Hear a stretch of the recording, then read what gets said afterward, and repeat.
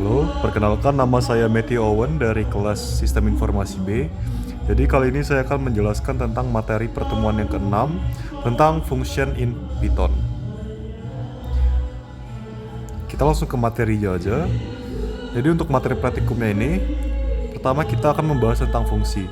Jadi fungsi itu didefinisikan dengan keyword def, diikuti nama fungsi, parameter jika ada, lalu blok kode di dalamnya. Untuk contohnya, ini ada sintaks dasar. Def nama fungsi parameter 1, parameter 2 itu untuk parameter 1 atau parameter 2 atau selanjutnya. Keterangan sintaksnya itu, def itu adalah kata kunci untuk mendefinisikan fungsi. Lalu nama fungsi itu sebaiknya untuk deskriptif gunakan snake case.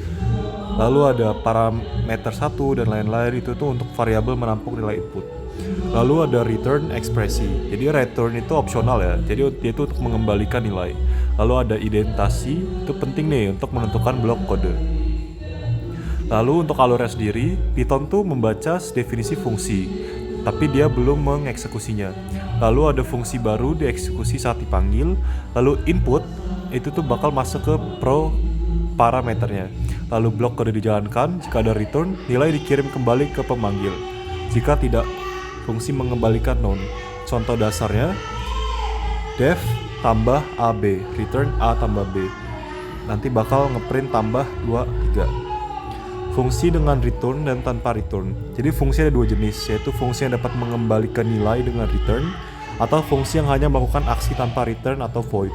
Dengan return menghasilkan nilai dipakai lagi. Tanpa return hanya melakukan aksi, misalnya print, hasilnya none. Contoh fungsi yang menggunakan return.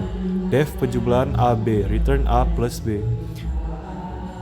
Contoh fungsi tanpa return itu def sapa, name, print f, boy dan lain-lain, tuh ngeprint sesuai sekalian aja.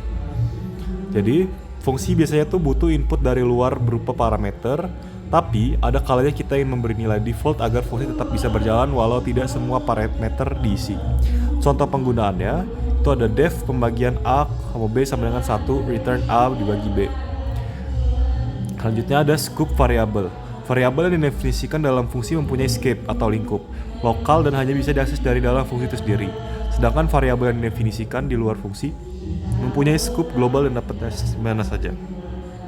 Contohnya global var sama dengan 5, def definisi tes local var 2, print global var, print local var, lalu tes, print local var, dan seperti itu. Ini contohnya.